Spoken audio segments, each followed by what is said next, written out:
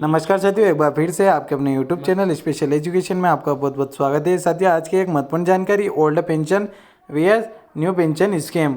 Old pension और new pension को लेकर बड़ी खबर सामने आई है। केंद्र सरकार ने दिया बड़ा बयान, जाने कौन सी पेंशन होगी लागू, पूरी जानकारी जान लेते हैं। आपसे निवेदन है कि वीडियो को लास्ट तक जरूर देखिएगा।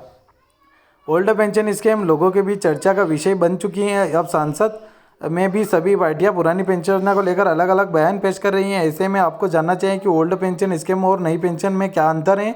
इस पोस्ट के माध्यम से हम ओपीसी और एनपीएस क्या है विस्तार से जानेंगे। पूरी जानकारी जान लेते हैं। ओल्ड पेंशन योजना को भारत सरकार द्वारा 2004 में न्यू पेंशन योजना में किया गया था, जिसे नेशनल पेंशन योजना सिस्टम एनपीएस कहा जाता है।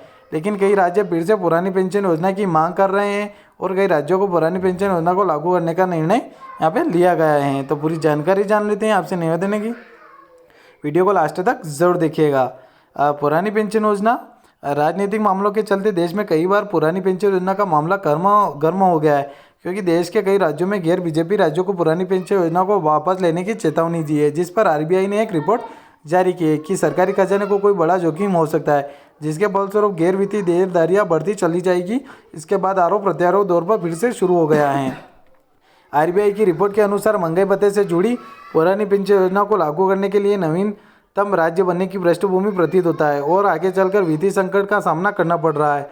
केंद्र सरकार और पेंशन फंड नियामक विकास प्राधिकरण और कर्मचारियों के लिए ऑप्स लागू करने के लिए सूचित किया गया था। पंजाब सरकार ने 18 नवंबर 2022 को जारी करने का नोटिफिकेशन भी जारी किया गया था। आरबीआई की चेतावनी भी दी गई है। यहाँ पे आरबीआई ने एक रिपोर्ट तैयार की है कि अगर ओपीएस को लागू किया जाता है तो बहुत सारी समस्याएं पैदा हो सकती है और वित्तीय संसाधनों पर अधिक दबाव पड़ेगा और राज्य सरकार की बजट को नकारात्मक रूप से प्रभावित करेगा और वर्तमान व्यय को भविष्य के लिए स्थगित कर देगा। राज्य इस बात पर का भारी जोखिम उठा रहे हैं कि आने वाले वर्षों में इनकी पेंशन देनदारियां बढ़ती रहेगी। और उसके साथ ही जानिए नई और पुरानी पेंशन में क्या है फ़र्क।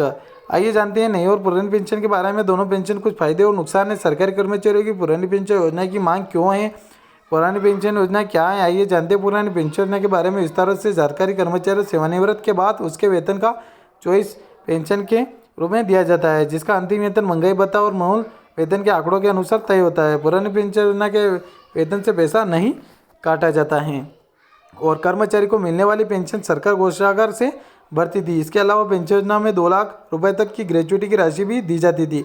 अगर कर्मचारी की मृत्यु हो जाती है तो उसके परिवार के सदस्यों को उसकी पेंशन का लाभ मिलता है।